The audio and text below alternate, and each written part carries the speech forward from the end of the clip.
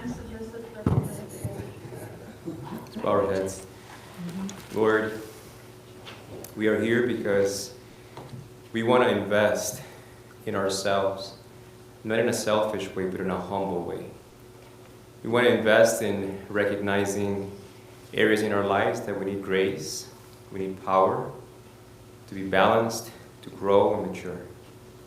Not just for our own sake, but for the sake of our families, our parents, our marriages, our children.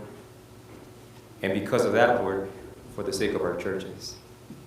If our families are healthy, our churches will be healthy too. So Father, through the power of your Spirit, your word, use Laurie to bring healing into our hearts, into our homes, and into our church. In Jesus' name, amen. Well, it is really nice to be in a church that really wants to spend time doing these kinds of things, because I think that we're really benefited by talking about some of the situations that we were talking about in church this morning and about personalities. By the way, so how many of you were in the church service today? Okay. Is there, when we talked about emotional intelligence, was there anything that impacted you that you thought would be helpful for you? Can you remember our church service? This was before you ate dinner today. And it was morning hours. They had AMs instead of PMs. Okay. Okay. Oh, Samson. We have to have a young person with all of the brain waves tell us what we talked about this morning. So I like the acronym THINK. The acronym THINK. Mm-hmm. Yes. Think about what we're saying before. Is it thoughtful? Is it honest? Is it inspiring? Is it Good. necessary? Kind. Did he do good or what? I'm like, wow, that's pretty impressive. Did you see? I volunteered right away. Think, right? Because I can't remember all those pieces. Somebody will come up to me and go, now what was it that you said? I'm like, think. Yeah, think. Actually, you get to my age and you go, I need acronyms to help myself remember things. Yeah. Like ACT, A-C-T, ask. Okay, go ahead. You know those prayer things? Yes, the ABCs of prayer. I like acronyms. Anything else that you felt was helpful for your life today? I just think that what you said is to help with our relationships. It really was beneficial to me is to think about we really have to be conscious about what we say. Well, the title of your sermon was Loose Lips, Ships. You didn't even mention it too much in that. No. Really, it's usually our loose lips that's the secret. Right. So when we're just reacting is when we are the most likely to say something in our amygdala which is not nice, that's not going to be going over very well, and is not healthy, right? Okay. Anything else you can think of? Yes? How aware I need to be that I can't trust my feelings and emotions. Don't trust your feelings and your emotions. So it wasn't just a good plain story. You got the fact that we can't just go by our feelings. We really have to go by the logic and self-control that the Lord gave us. So that's good. So we're going to be talking about personalities. How many of you have already heard some kind of seminar on personalities? Okay. So I don't want to be just doing all the same things, but I believe, I'll do my little testimonial. I came into a family with a husband who's very sensitive, and a daughter that was very sensitive, and me, I was, just, and I used to think that they were doing things to annoy me. I don't know, I just thought that. But when I learned about personalities, I figured out that, some people are just stamped different. Not everybody is the same. And people see things differently, and it gave me some sensitivity and kindness for the people that I deal with. And then I recognized how to get around some of their concerns, because I'm not My cousin always is teasing everybody when I'm in a group and says, "That's my cousin Laurie. She's still trying to come out of her shell." And everybody laughs because they know that's the opposite of what I'm doing. But there are people who are in a shell, and people who are out of their shell embarrass people that are in the shell. Would you agree? Yes.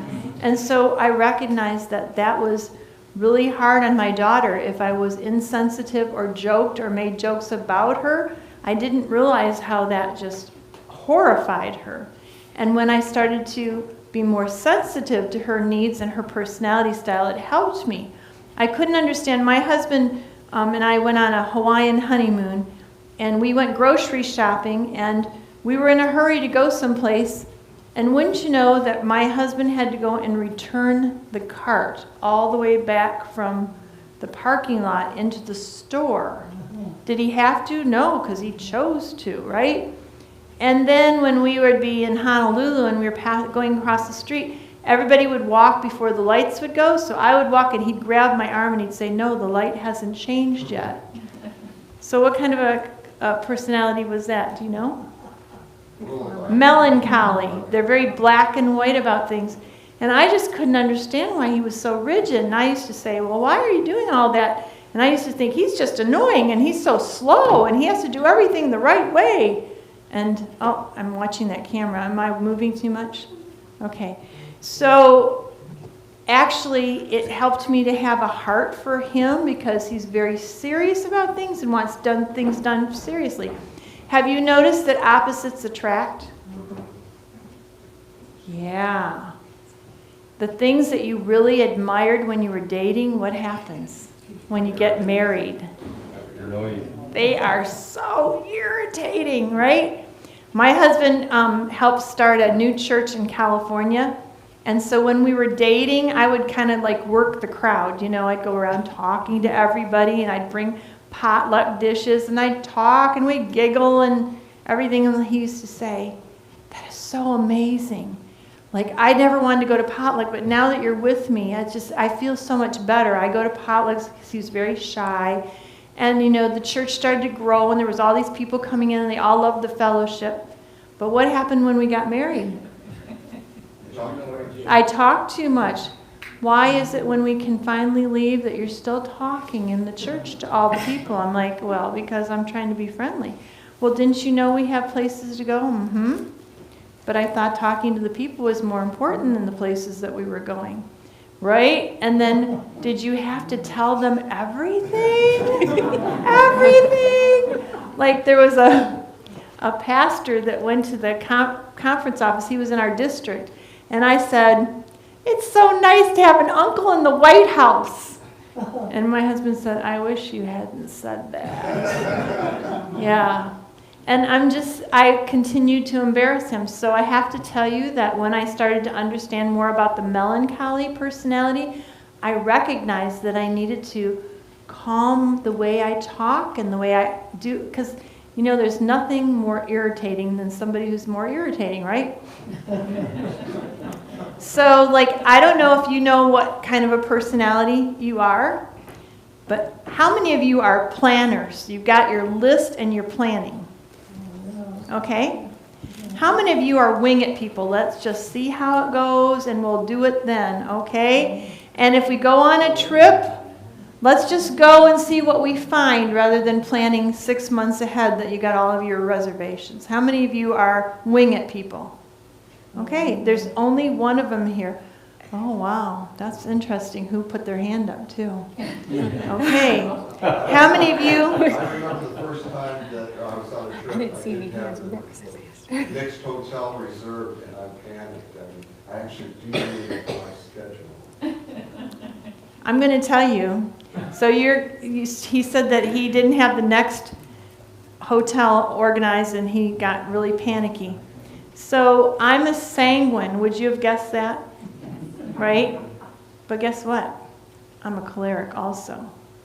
So my husband's like he shuts down when we go on vacation and I make all the decisions. This is him at a restaurant. So annoying. "Laurie, what do I want to eat?" "I don't know, Royce. I can't tell your mind. Only the Lord can tell your mind." Well, you know what I like to eat, so you just order me something. I don't want to be overwhelmed by the menu. Okay, I'll order you pickles and potato chips. Well, you know something better than that. Okay, then I'll get you steak. I don't eat steak. I'm like, maybe you'll need to make your own decision about what you're going to eat, right? So like he shuts down, and guess what? I am quite driven and I like things a certain way. I have to have all of the plans. And so Royce also has that phlegmatic part, which is calm, right? And he's also choleric. He's kind of a mixture.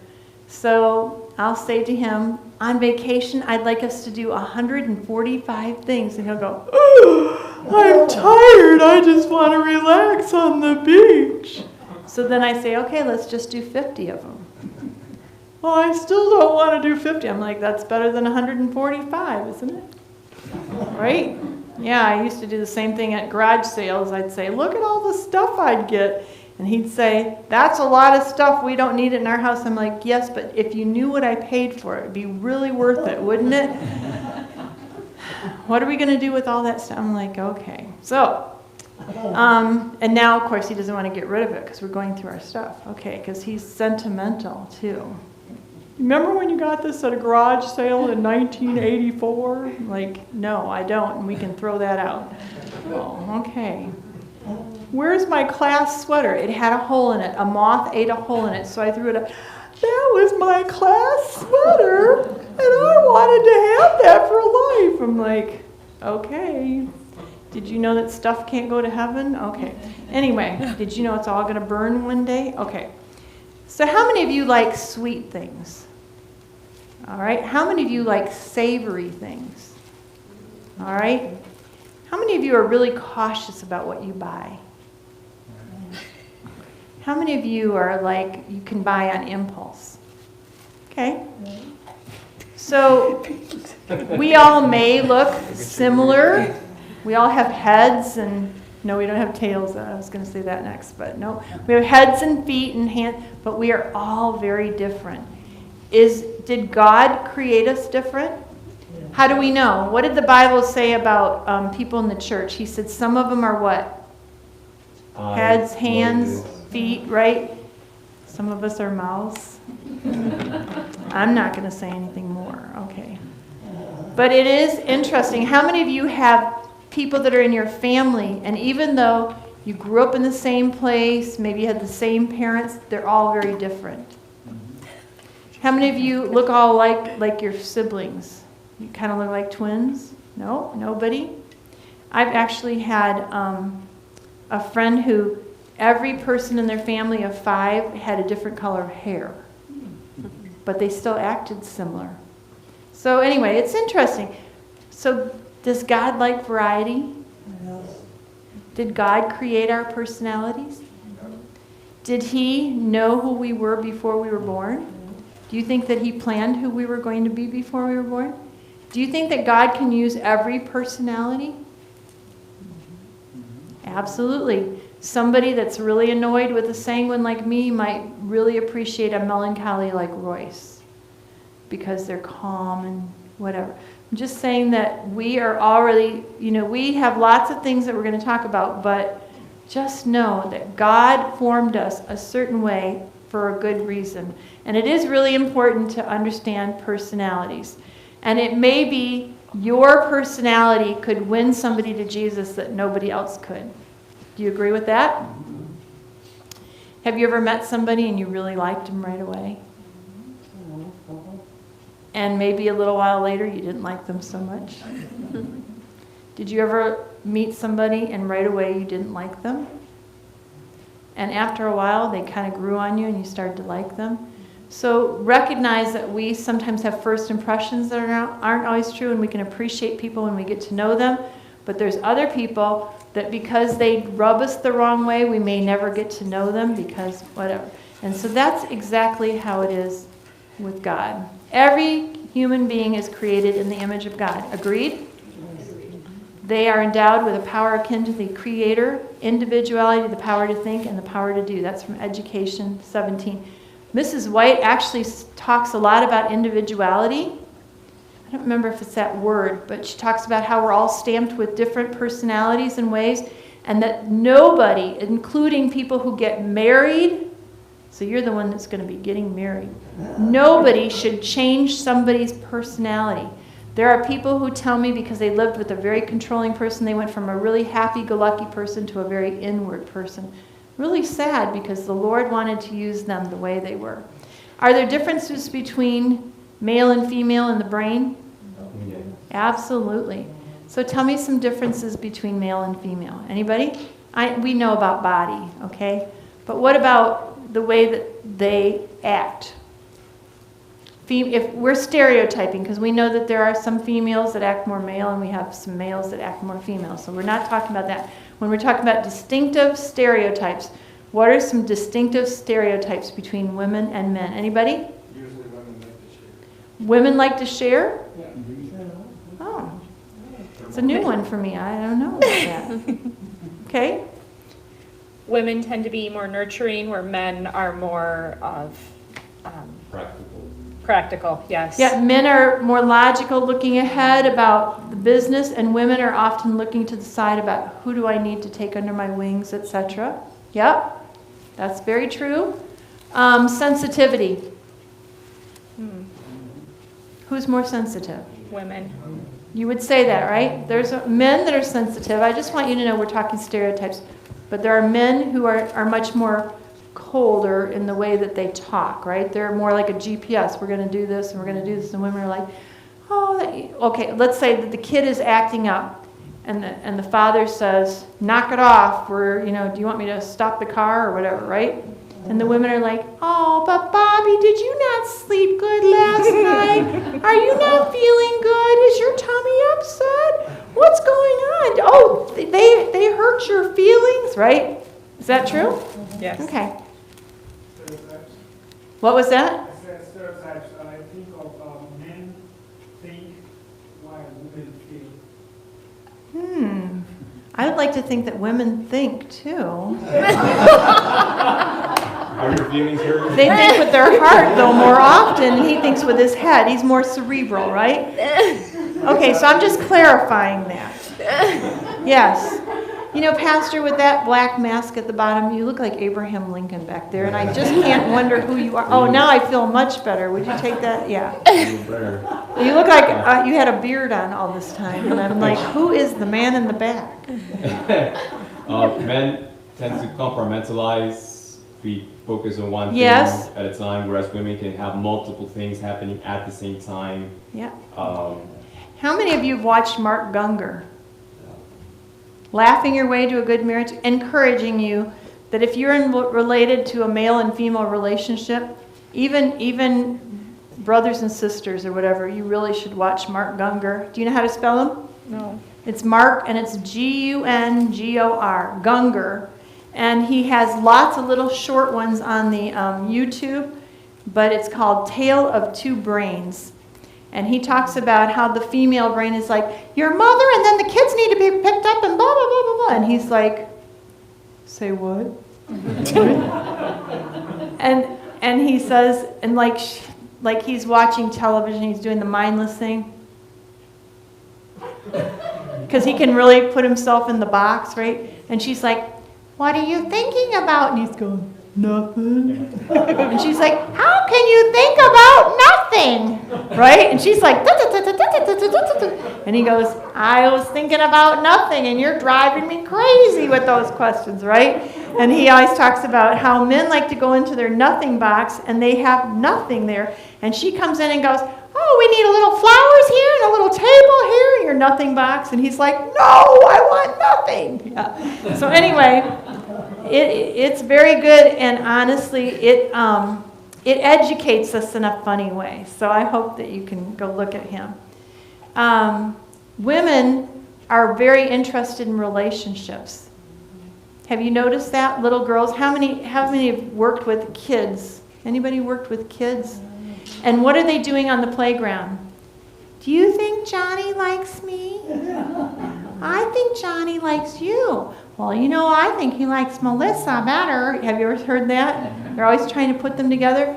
And the boys are going, look, here he comes now. And the ball goes, and He leaves all his friends to go get the ball. He doesn't care about his friends, right? And then they go, do you like Melissa? And he goes, why? Well, I guess she's okay, right? And they don't get it that they're trying to forge this relationship. And he's just focused on the ball and who's going to pick up the ball next. So they're very different. Babies, boy babies versus girl babies, they're different. Have you heard anything about that? There are, they watched kids in incubators, and the little boy babies, they flail their hands and they make noise, right? Yeah, all those kinds of things. And girls are like, right? And they said that it's just amazing. Yep. And they smile more, and the boys are just, right? And the girls are like, they're a little different. They don't just wear pink booties versus blue booties. They're a little different in the way they act. So anyway. And then as they grow up, boys make more noises and girls verbalize a lot faster.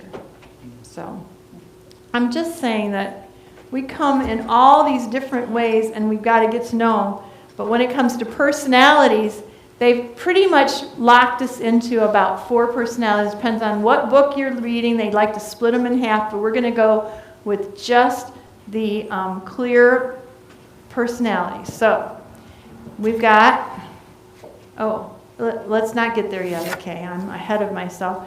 Some people are introverts. What does that mean? Shy. Shy, stays to themselves. Extroverts? Social. Yeah, extroverts. Somebody says in the grocery store, how are you doing? And you go, well, the real truth is that I've got this sore tooth. And then, did I ever tell you that my daughter? No, I don't know your daughter, do I? No. And they're like going, right? They never meet somebody that they don't know. You're an extrovert. I guess. Yeah. What's interesting is my dad always wanted to say, since my mom could go into the restroom and get to know all the ladies in the restroom, and he says, I just go to the bathroom. Did you get that? Did you hear that? His mom goes into the bathroom, gets to know everybody in the bathroom, but he just goes in and goes to the bathroom. So, yep. I want to introverts and extroverts, how I heard it explained, which makes perfect sense. Mm-hmm. Bruce is an extrovert and I'm an introvert. Really? Yes. But how they explained it, which makes total sense to me, is an introvert gets recharged from time alone. And Yes. an extrovert gets recharged from time with others. That's really good. Did you hear that extroverts get recharged and stimulated by others, but introverts, they feel like they need time alone to be able to get back to normal. There are also introverts that like to be around people, but when they're around people, they're exhausted. Okay. We have a few pastors like that. They act very gregarious and kind, and they very whatever, and then they go home and they're just exhausted because that just wore them right out. So I guess the reason I would love to comment on this, which is, I don't see you as an introvert. You're at church and you're welcoming people, thanking people, working on everything. And that's what I want to say, is that even though we're stamped with certain personalities and certain ways of seeing things, that when we become Christians, have you noticed that God takes you out of your comfort zones and puts you into other things? Have you ever been on the nominating committee and you ask somebody to be the Sabbath school something and they're like, oh, I don't like to get up front, I'll never do that. And other people are like, well, that doesn't really sound good, but I'm going to pray and see if God wants me to do that. And sometimes they go, oh, I did it, and I guess I can do that, So I'm just saying that people recognize that God helps them to get out of things that they aren't usually comfortable with. Isn't that kind of what Christianity is? Okay, we also have different cultures. And there are different cultures, some that are very proud, they don't say certain things. There's others that are really gregarious and talk a lot. So we are recognizing that there are lots of different people out there. Okay, so we're going to go to the basic mixtures of 4 temperaments. And I want you to know that you probably have one that's a priority and one that's a secondary, okay? And when you do the secondaries, it changes the way you see things, so you're not just that clear one personality. I will talk about that. So, sanguines. Does anybody have some ideas? Well, we have down here, it says talks loudly. They want to be noticed. Sanguines are me, me, me, Have you ever seen the little child in the grocery cart? And if she's a sanguine, what's she doing? Hi! Hi! Hi! Hi! Right? If you're the melancholy and you're very quiet and introverted, what are you doing? Have you seen those children in the grocery cart? If you're phlegmatic, they're just watching you, right? Yeah. But the sanguine, they're completely different. They make a lot of jokes. They think that being funny is good. They have to entertain everybody. They are forgetful. They got so much going on that they aren't paying attention. They're not always organized. And actually, behind every sanguine seems to be somebody trying to organize them. My husband came running out this morning with this one thing. And I said, what's this? And he said, well, that's in case something goes wrong on your computer. I want to make sure that you have everything that you need. And I'm like, what is it? He goes, don't worry, Ariel will know what to do with it. So some sanguines have a cleric behind them. Okay. It says that they can hurt people with their jokes, right? Do you agree? They can be harsh because they think a laugh is more important than feelings. So they can also not be very nurturing, and they love telling stories. So what do I do every time I come to Cadillac or Lake City? Can I tell the children's story? Right? Well, we have this lady that's been telling it for years, but I guess we'll ask her if you can. Okay. They like, sanguines usually like stimulation, so they want to go places and do things. They don't want to be home. They don't want to be alone. They probably laugh too loud. You can hear them in a crowd, right? And you go, yep, so-and-so's here, right? You invite them to the party, and they're the ones who do all the talking. And they're the ones who are telling the story, and they usually married to the melancholy or the cleric who's going, no, that didn't happen yesterday. That happened 3 days ago. No, it wasn't 4 times. It was 8 times. Okay. And they're like, well, I'm just telling the story, right? Yep. It doesn't matter, right? It doesn't matter. It's okay.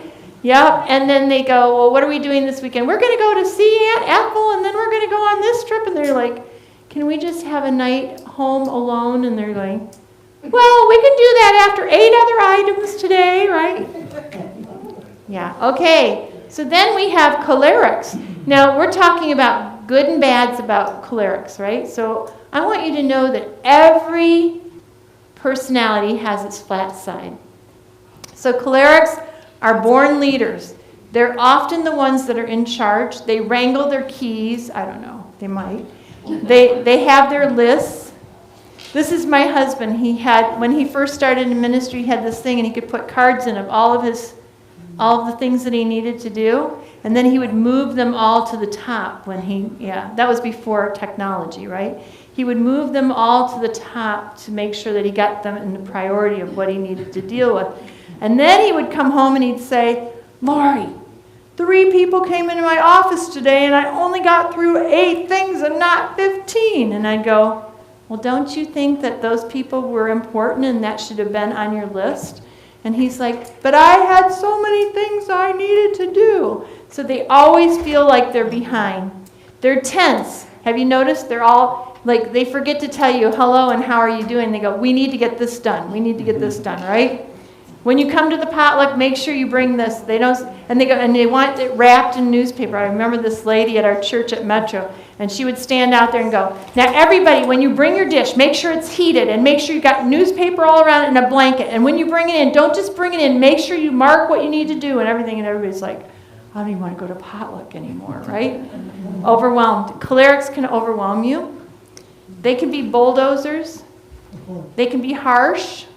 They work hard. They get a lot done. People are impressed with them, but they can also hurt your feelings. They can be a little arrogant. Why isn't everybody doing it like me all the time, right? They can be impatient. I am a sanguine choleric. Not a good mix. Okay. All right, melancholy. So I am going to ask you what you think you are in a few minutes, but melancholies are very serious. They're very black and white. They like things done well, and they don't want to have any mistakes. They don't like gray areas. They love rules. My daughter had some melancholy in her. My dad was goofy. Can you imagine that? I used to call him the Pillsbury Doughboy, a car dealer from Detroit, kind of a different guy. And my daughter used to, my dad was really loud. Can't imagine that he has a little sanguine in him. I wonder who I'm like. And he was like always loud and everything. And my daughter was like, oh, like he's scary. There's too much of him. He's just, a big man and whatever. And my mother, her grandmother, was feeding them lunch. And they were in a motel. I know they were at Myrtle Beach and they were sharing a motel room or whatever. And my mother was bringing like a picnic lunch to the motel room. And so my daughter got out a piece of paper. You know how they have a pad of paper in your motel room with a pen? And she wrote, "Don't jump on the bed. Don't eat on the bed. Throw away trash. Don't eat with your mouth full." And she gave it to my dad. And he went, "She's 5 and she's telling me, and I'm like 50, about how I'm supposed to eat and what I'm supposed to do." But she had to manage him so she could relax. So that they just love rules. They can be fearful. They don't like things that are unpredictable. They like to have things under their control. So they don't like surprises. They want to be told about things ahead of time. They're loyal. They make really good a spouse or child because they're going to, go to battle for you. So they can usually be quiet. When they're quiet, what do you think they're doing? They're thinking and they're listening to everything and they observe everything, right? So you can imagine my melancholy daughter that when we'd go places, she'd say, "Did you know so-and-so said this?" I'm like, "No." "Yep, and then this person said that." I'm like, "Really?" And she was taking it all in. So it was amazing. Sometimes as a spouse, they can be a little dark and moody. They have more problems with depression than others, maybe even anxiety because they don't like things unpredictable. And they can be jealous. They're fearful. They can have more low self-esteem because they're such a perfectionist that they think that everybody else should act a certain way, and they're worried about, how they're acting. So they have some negative things, but on the other hand, they're the ones who check their mistakes. They're the ones you want as an accountant. They're the ones you want as your surgeon. They don't leave their sponge in your stomach after surgery because they counted all of the things to make sure that they took them out. So that's a really good thing. Who would you want to be your brain surgeon? Wouldn't you want a melancholy? Mm-hmm. Yeah. So they like to analyze things and they overthink. Right? They overthink all these things. Okay, now we got the phlegmatic. Often they call them the golden retrievers. They just want to be peaceful. They're in the background. When you have them at the party, you're happy because they listen and they're there, right? But they don't have to be the show. And they'll help in the background, but they don't need to have lots of credit for what they do. They make really good deacons in our churches because they're quietly doing their jobs and getting things done, but they don't have to go and put it in the newsletter that they had it done. Where the sanguine says, "By the way, when I was throwing out the garbage for the 4th time last week," right? They want to know that everybody knows that they did it. So, but the phlegmatics are quiet. They can get run over by a lot of other people. And they don't want to be embarrassed. They don't like any conflict. So if you have a problem with them, somebody was telling me about, they had a school board chairman that was very phlegmatic. And somebody had this mean letter that they wrote to the school board. And so they went to read it, and it upset the teacher. And the school board chairman said, "Okay, I'm out of here," and they just left. And they called them and said, "Are you okay?" And they said, "I just didn't like it. It just upset me so much." They just don't like to be around conflict. And they will do peace at any price. What do you think could be the downside of this person? When you're working with them, if you have a problem, what happens? Pushed around. They get pushed around and they avoid talking about it because they don't want to hurt anybody. So they're more worried about everybody else than themselves, right? Okay. So, how many of you are sanguine? Mostly sanguine. Bruce, you're almost 100% or just a dominant? Okay. I don't see anybody else. We really don't have that many sanguines in here? Okay, you're sanguine. I'm feeling, yeah, like we want to stand out. That's right. That's right. Okay. How many of you are choleric mostly? Mostly choleric. Mostly choleric. Okay? So you get things done, right? And everybody's impressed because you are always working it, right? Okay? Did you put your hand up too? Yeah. Okay, I so got a sanguine little of and choleric, huh? We have a lot in common, right? I've got a lot of personalities going on in here. Yeah. How many of you recognize that you're mostly melancholy?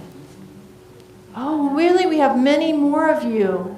So you're about right and wrong and doing it the right way, and everything should have a place, and every place should have a thing. Wait, anyway, okay? How many of you are phlegmatic? Oh, Pastor, these are the ones that are easy to work with, and you can usually move them in so many ways. Yeah.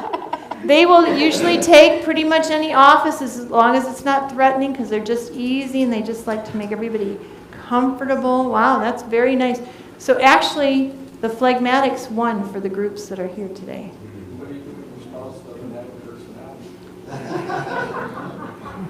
When your spouse does not have a personality? How many of you think that Bruce is right that your spouse could not have a personality?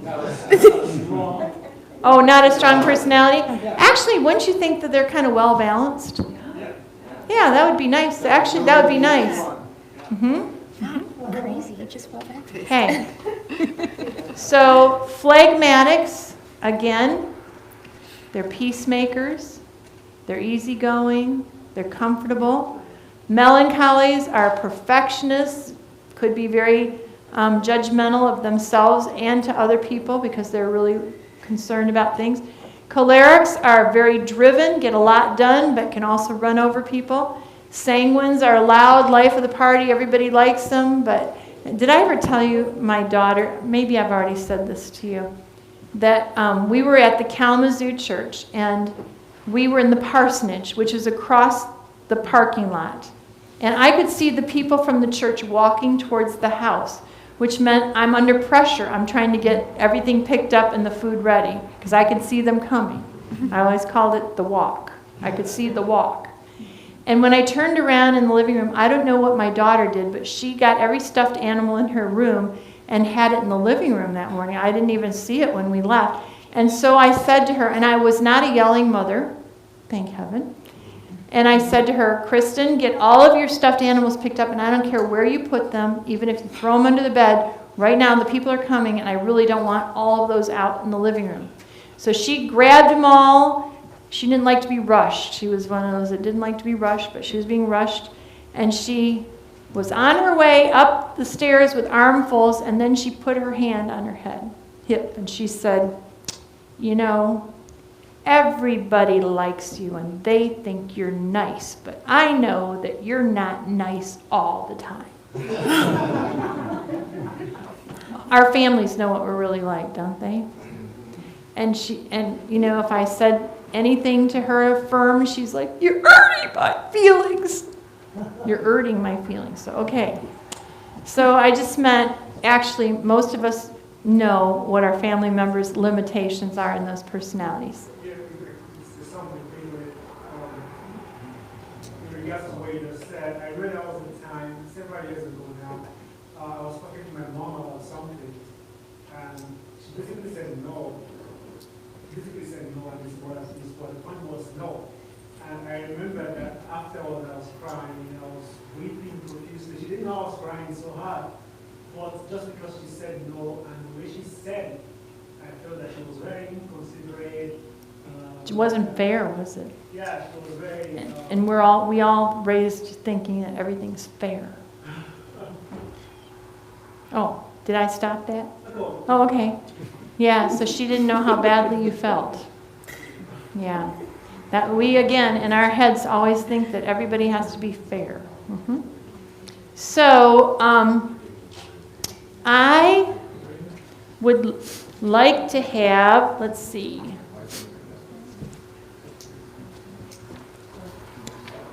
You do not have to be this personality, but I would like to have 4 volunteers come up here. Would that be okay?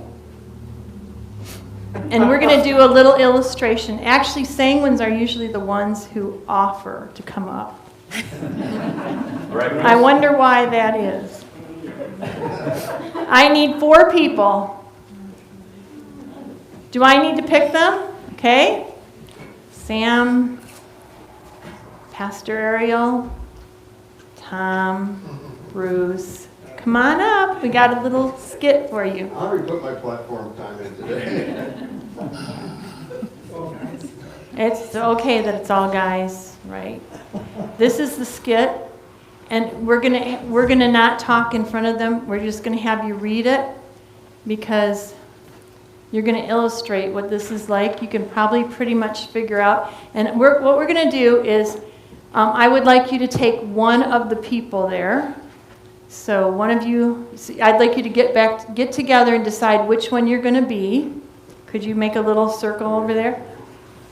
And then don't say it out loud. And then I'd like you to do that little skit, and I want to see how good all of you are about picking out who is what personality.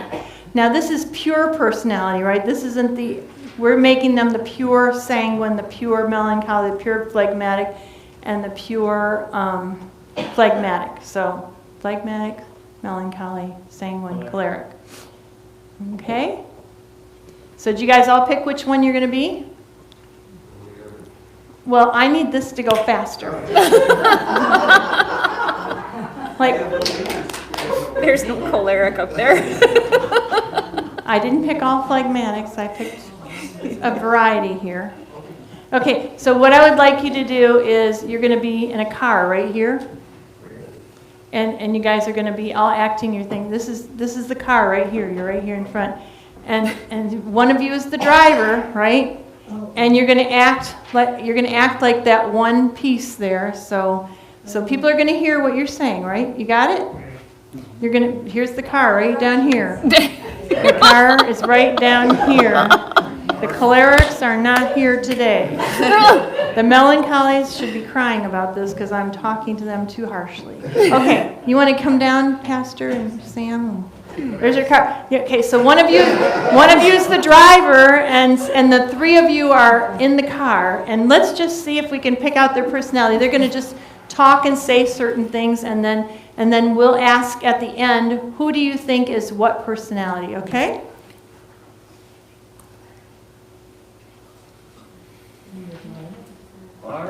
Who's driving? Go over there. Is that pizzeria over there? Why don't you go over there?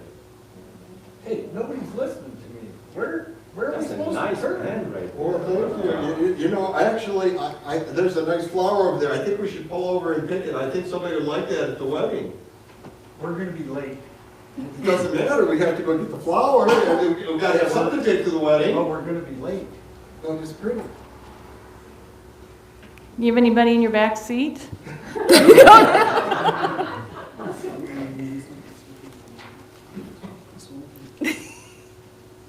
We're talking about cars, no flowers, right?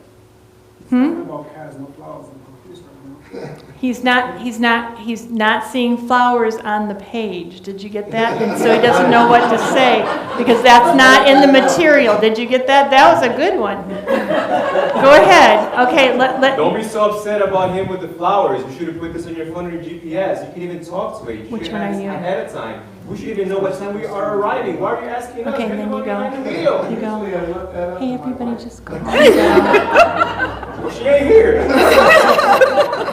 Well, I appreciate it.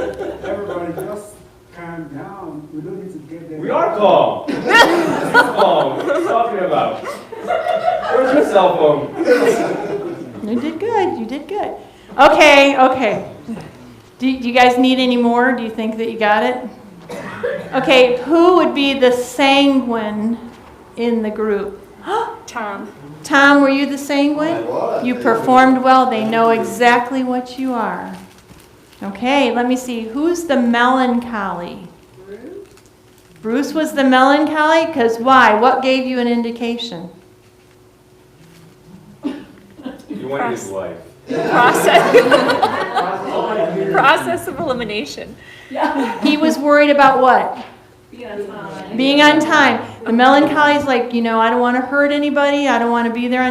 Like, they got to be making sure that everything is done. And they're getting really frustrated. You should have gotten irritated at, you guys, really? Right? We have an agenda. That's right. Okay, so we got the melancholy and the sanguine. Who is the choleric? Pastor. Well, how did you know? What did he say that gave it away? Tense, hurry.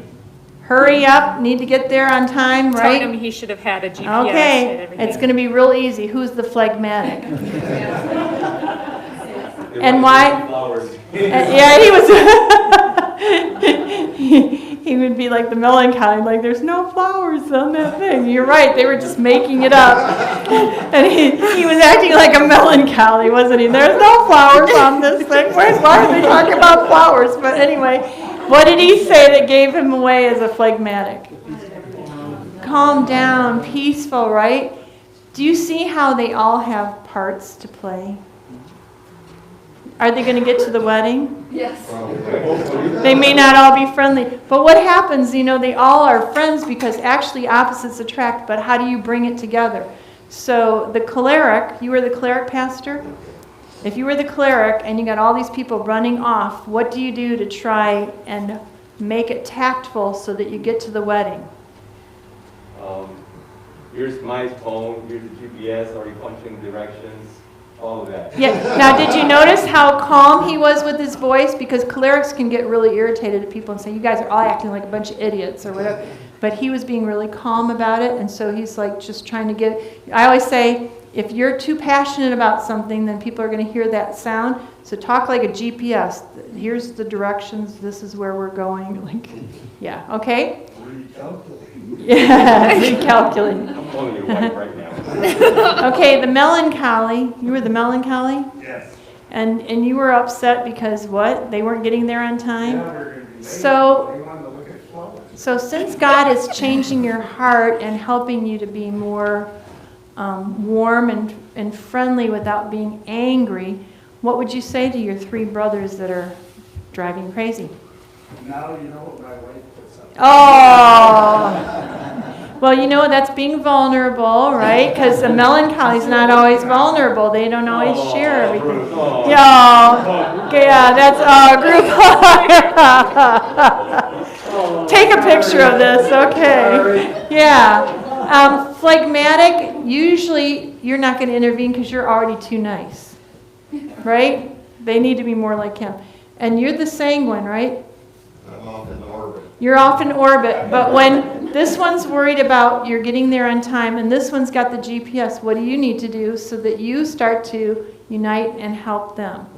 Well, maybe we should find out, just try to reach out to them and say, well, maybe I should be more attentive to being on time. Mhm. Look at- And maybe instead of going and seeing the flower, I can bring it up on my screen and just tell you about it, right? Because everybody's so interested in your stupid flower, right? Right. Yeah. Okay. You guys, did they do a good job? Just say amen because we're in a church. Thank you. Thank you for all participating. So you got the idea, right? About the sanguine, whatever. Do you want to take a break? Or you want to go for another half hour?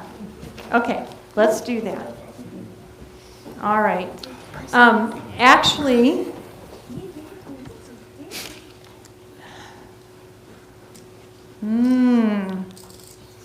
I would like another sanguine, another melancholy. Oh my.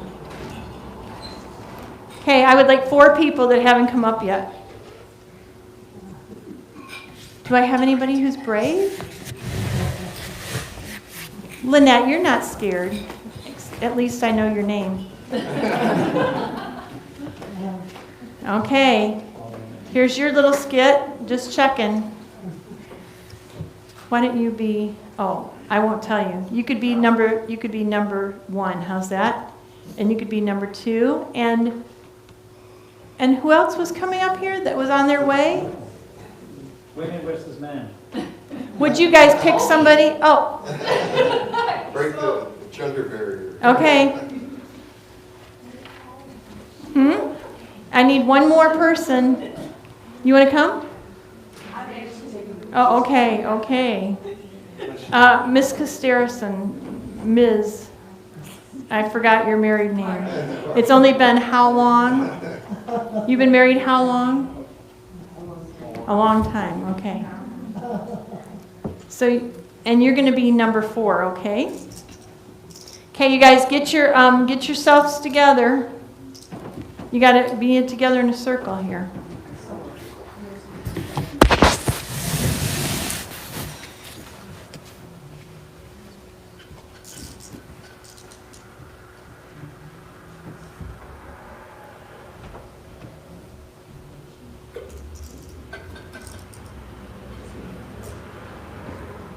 Stay tuned.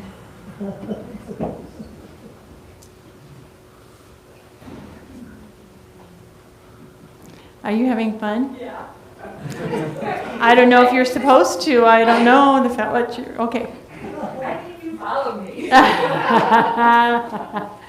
Okay, you guys, you can be walking in from the back here, right? Walking in here from the back because you're doing something, right? Everybody knows what they're doing? Yep. Okay, they can hear you back there. Okay. Tell them what you're doing, by the way. I'll just set the stage. You guys are coming from the mall and you're looking for the car. Yep. Okay. I don't know where that is, where I parked it right here. Do you guys remember where I put it? You gotta find that car. Mom, if you don't find that car, that was my favorite car. People are gonna, we just have to find that car. It's not funny. We have bikes at home. We can just No, use it's our not my car. bikes. I want our car. You park it, you find it. If you would have just memorized where you put it and lined up with the P and pennies, then you would know. Oh, my name is Tori. I don't even know my name half the time. That's the look, maybe behind those 2 big vents. I want our car. If I don't find our car, I don't know what I'm gonna do. Look at the people laughing at her.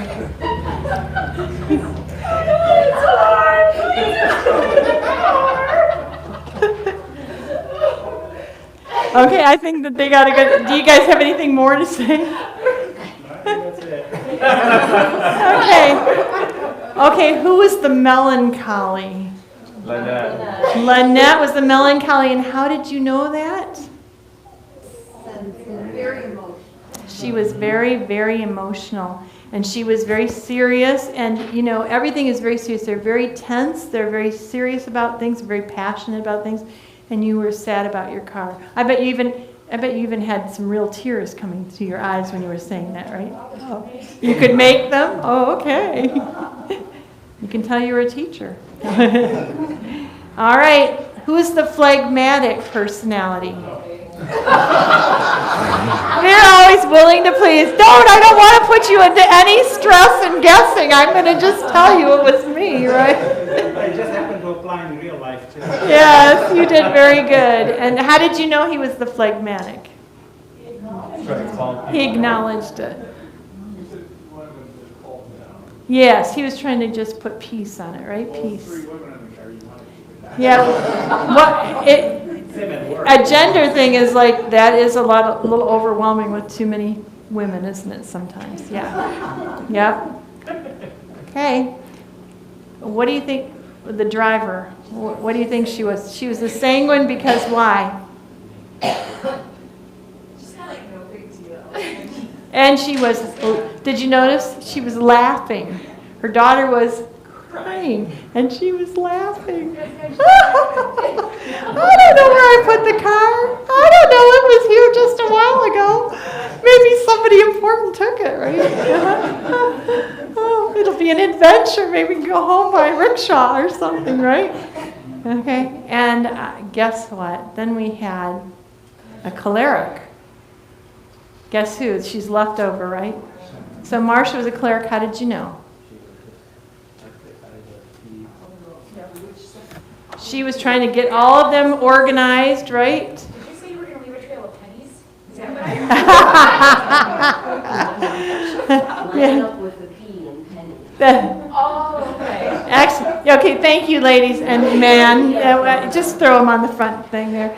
And thank you. You did a really good job, so I appreciate that. Again, you know, those are our stamped personalities. But when a phlegmatic is also choleric, they don't rush anybody and they get things done without upsetting anyone. Isn't that interesting? When a phlegmatic is melancholy, they're very tender as well as being very calm.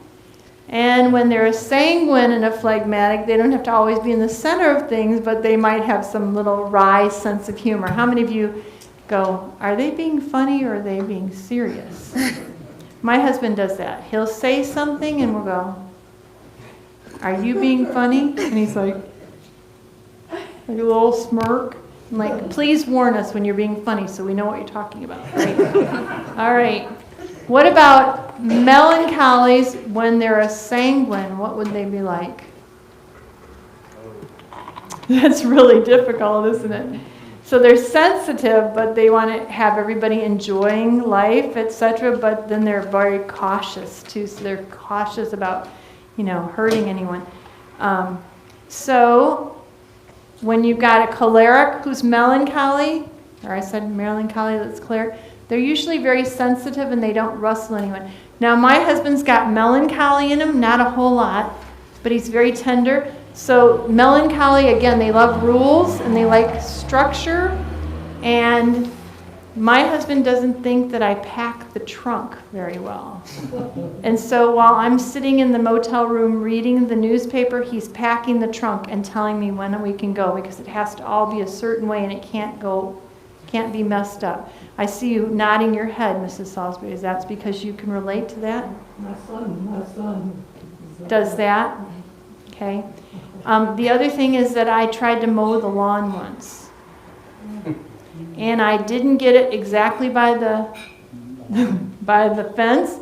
And then the other thing was that I thought that it was really fun to make designs in the lawn. Does anybody know that I like faces with eyes and faces? Mm-hmm. And so my husband over the years, it doesn't matter whether he's at camp meeting or he's out of town, somebody gets arranged to do the lawn, even if he has to come home from camp meeting at 3 in the morning and do it at 4 so he can be back by 6. He gets it done because he doesn't want me to do it. Now, he doesn't get angry with me, doesn't get frustrated. There was a week, I have to tell you that I do write on Facebook from time to time. What can I say? And he was at camp meeting and he was very busy. He was working in security and he wasn't answering the phone. And so I knew he was busy and he didn't think I had anything serious. So I called and I said, yes, honey, I was trying to get the lawnmower going and I don't know, but the strap doesn't seem to be acting right. So I've got my hand over by the blade trying to figure out what's wrong with it. And right away he called and he said, what are you doing by the lawnmower? And I said, well, actually, I'm just standing by it and I wasn't really going to use it. I just wanted to get a hold of you. And he's like, I just wanted to ask where we're going for our anniversary. Yeah, like, okay. So actually, it's pretty funny. So individuality is very important. Messages to young people say, stand in your God-given personality. Be no other person's shadow. What does that mean? We need to be individual, right? God created us. How are we benefited by a melancholy in our churches? What would be something that a melancholy would do? Attention to details. They would what? Attention to details. Attention to details. So they would probably make a good treasurer. They're usually very honest. Also, if they taught the Sabbath school lesson, they're going to make sure that they're very correct about what they're doing. They may even be very organized. If they do the board, they're going to probably have all the notes, right? Because they want to make sure that everybody... 6 days, all 7 days. That's correct. Not your class. They probably do the entire lesson instead of just a piece, right? Are we talking melancholy? Melancholy. Aren't they artistic and They are artistic and creative, yes. They might be doing the music, right? Thank you for bringing that up. They often are artistic or creative, and actually they use music to help them with their moods. So they probably are very serious about, who they get up in front, or if they sing, they have to do it the correct way, or they're really frustrated, right? A melancholy parent can be what? A little bit difficult on the kids because they want to be very serious about everything. But they also are very loyal, and they're very good about rules, etc. What about a sanguine that teaches your Sabbath school lesson? What happens? Have a good time. They have a good time. They've got little stories to tell. Oh, that's right. We need to read the quarterly this week, right? What else? Are you reading the right lesson? Oh, are they reading the lesson? The right one. Yeah. Or did they get to the lesson that week? Yeah. What else? A sanguine could also do what? Well, on the good part, it would seem that they would be very relational. They would care about the individuals in their class. They would care about people. They're not as melancholy where they're going to not hurt anybody's feelings, but they certainly like to get together. Maybe they do the social committee. Maybe they do the Sabbath school superintendent remarks. Maybe they work with the youth because they're always trying to get the youth motivated to go places with the Pathfinders or whatever. What would be a downside of using a sanguine? Organization. Yep, organization, getting things done, not always being responsible. Okay. Maybe showing up. Again, we're talking about the pure personality, not when they have a combination with other things. What else were you saying? No, not in the mix. Okay. Sanguines. Anything, a downfall with the sanguine? Maybe not as cautious about things. Maybe they didn't get the rules followed when they went on the Pathfinders. Everybody's supposed to sign something. They're like, oh, we'll do it when we get back, right? Okay. Phlegmatics. What are they good at in your church? Making the peace. What was that? Keeping the peace? Okay. Anything else? Let's pray. Yes. They're usually also pretty nurturing to the young people. They're like, it's so good to see you, and God's got a plan for your life. They're usually very nurturing. We love you, and we're really encouraging. And people will say, that really nice guy that's kind of shy, he's just so nice to me. Whatever. They're usually very nurturing, and people enjoy having them, and they usually attend. Pastor, do you get worried when people don't attend a meeting? They're usually the ones that will come to the Revelation seminar or come to some kind of a meeting. So just having their body there and having them there is very important. So they fulfill a very important thing. And then your choleric, what would they be like in your church? Get her done. So they have a list and they get it done. They check it all off. They're maybe the one that are working on the remodeling of something going on because they've called everybody ahead of time. What about if they're running the board meeting? They have an agenda, and they might say, let's table that discussion. That's not on the agenda right now. They also, though, may be impatient with other people, like, Marcia, don't bring that up because this isn't what we're on. Or, I don't think that that's necessary. They may be pushy about their opinion because they often have that feeling that they're right on things. But again, we're talking about if God's not intervening in their life.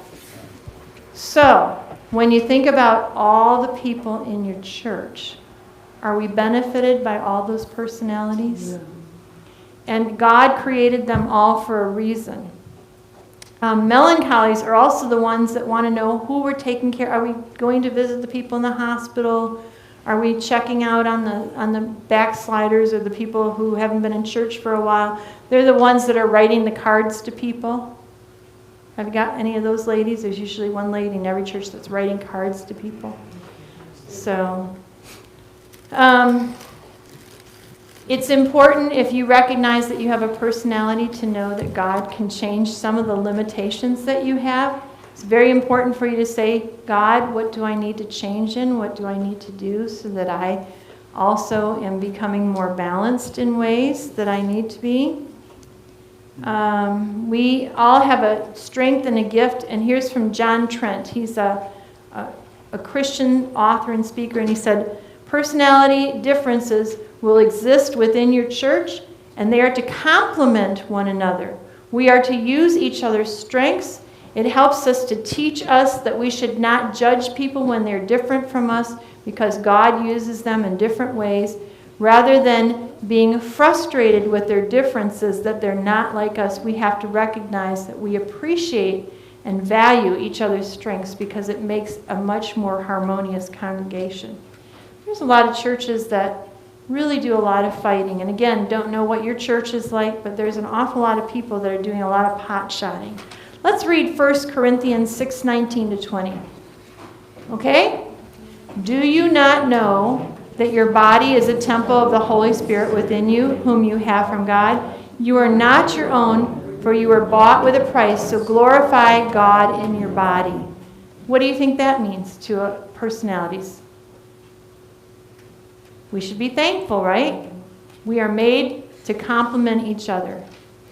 Here's this little boy. I couldn't resist. He said to the woman, it looks like a grandmother, and he's getting up in his pajamas, and he said, is it too early to start driving you out of your mind? There are personalities that are going to irritate us, aren't there? Being a sanguine, I have irritated people. I had a pastor's wife that came up to me at Camp Sabo, and she said, you know, Laurie, through the years, I've avoided you because I was so afraid that you would say something that embarrassed me. And I said, if I've embarrassed you, I just want to say I'm really sorry. And she said, well, you haven't yet. Okay. What personality would that be? A melancholy. They often worry about what's going to happen, right? They don't want to be out there. All right.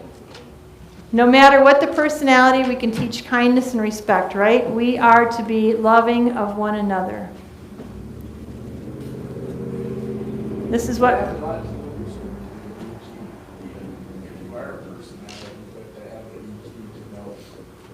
Well, he asked, and I think that's really important, that we need to connect it with the sermon that we had today. We were talking about emotional intelligence. Who would have the most difficulty being reactive? Do you know what personality that would be? There's a couple of them, isn't there? The sanguine, they want to make a joke. The melancholy gets hurt easily. The phlegmatic doesn't have any problems. They're going to think it through. They're very slow to act. And the choleric is very, very focused on what needs to be done. So, I think that my mic went off. I'll use this one. Does this one work? Yeah. So the choleric is very driven, and so they would be impatient with people. So when it comes to emotional intelligence, and it's like people who are fighting, what personalities would tend to be very upset about things? You know? I heard some of you say it. A melancholy is much about rules, and so if everything isn't fair and done a certain way, they become very upset. So they have to calm themselves down, because just because they feel that that's the way it should be done doesn't mean it has to be done all the time. I always say, is it a principle or a standard? Then it can be gray, right? We don't have to have pink carpeting in the church. We could go with purple or green, right? Like there's things to fight over and there's things not to. Emotional intelligence is about actually all of the personalities have to think about how they're going to deal with conflicts and how they're going to deal with people, and are they going to use love and respect to do that. So here is something from the Health Reformer. I thought it was helpful. Something is wrong in those families where the little courtesies of speech are ignored in the everyday home life. True politeness, it must be inbred. So for our children, our grandchildren, or even our if we don't have children, our children in our church, what should we be teaching them? Courtesy. Courtesy, manners, respect, how to talk. I think about, there's a little story about a little boy, and a man handed him an orange. He was just being nice, and his mother said, "What do you say to the man?" And the little boy put out the orange and he said, "Peel it." That entitled thing, like, you gave it to me, now you need to fix it. And like, we need to also teach them about humility, right? And how to meet the needs of others. Here's another verse that I think is helpful. Psalm 103:13. As a father has compassion on his children, so the Lord has compassion on those who fear him. Because God loves us, again, just like in the EI sermon, because he has mercy on us, we need to have mercy on other personalities, even those who rub us wrong. Here's another thing. I don't know what your personality preference is. Maybe you wish that you were made a certain way, and I don't know if you feel like you have more strengths than limitations, but it sounds like God can use us all in certain ways. And it says, "My personality is not my own, and I have no right to use it for selfish purposes." A sanguine could be using it because they want notoriety and fame, and they want people to laugh at them and think that they're funny, rather than being kind, loving, humble, right? Melancholies could be so important. It could be so important about rules that they forget about the love of God and they keep stressing the rules. Clerics may be so pushy about getting things done that they need to be tactful and respectful of people who don't move as fast as them. And phlegmatics need to not be people pleasers. They need to do things for the right reasons, not just because they want peace. You don't want to see them enable people. They're the ones who, you don't want them to be your community service director and everybody that comes in off the street gets $100 and they keep coming back for the same $100, right? So you've got to do that. So back to, some of you may really enjoy having a book that tells you more about things. Florence Littauer is a great author, and some of her books are out of sync. And new people have come in and they have identified many more types of personalities. There are splits of all those basic four. But I enjoyed most of her talks, and I went to her seminar once and enjoyed it. And so she has quite a few books on personality disorders, and most of my materials from that. As God's chosen people, do you think that I could read this on my slide? As God's chosen people, holy and dearly beloved, clothe yourself with compassion, kindness, humility, gentleness, and patience. No matter what personality, God wants to help us to be balanced and even. And when we minimize our limitations and we are more kind to one another, we will improve and enhance our relationships, whether they're at home or they're in our community. The other thing is, we need to forgive others for not doing the things that we want them to do all the time. And it says, and above all things, put on charity, which is the bond of perfectness, and let the peace of God rule in your hearts, to which also we are called in one body, and be thankful. Are you thankful today? Are you thankful for the different personalities in your life? Is it fun to always be around people who are just like you? No. Who are the ones who are going to fight in a family most? Is it the one that's similar to you, or the one that's different from you? The one that's most similar will get on your nerves. And we need to have peace in our homes, right? Let the peace of God rule in your heart. And I just want to keep reminding you that the fruits of the Spirit are what we are going towards. You see a lot of things about racism and sexism and people who have different political agendas, and we just need peace, joy, and love. We need to focus on people's hearts and not on their philosophies or their skin color. And Galatians 5:22 said we need to serve others with our hearts. Oh, no, that's my note. Galatians 5:22 and 23. It's just that God helps us grow out of our comfort zones to be more balanced where He wants us to be. And so I just want to bless all of you tonight with this verse. I think it's a beautiful verse. May the Lord direct your hearts into the love of God and into the steadfastness of Christ. As we become more like Christ, you will see our limitations, our minimal things that are not so great. You will see those things slowly pass away, and you will see that as we become what? By beholding, we become what? Change. We need to keep our eyes on God, and we need to recognize that differences are an enhancement to us, and they should not be resented. God can bring the best out of it, right? I agree. Why don't you stand, and we'll have prayer.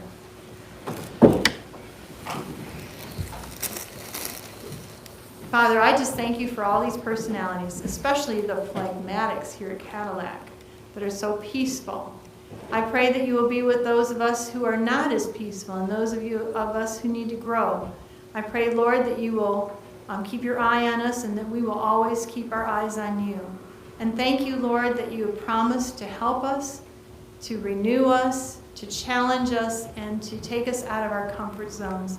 May we, dear Father, emulate you so that we can be examples to this community and elsewhere. In your holy name, amen. Amen. Thank you, everybody. And if you have a question, I'm always happy to answer you afterwards.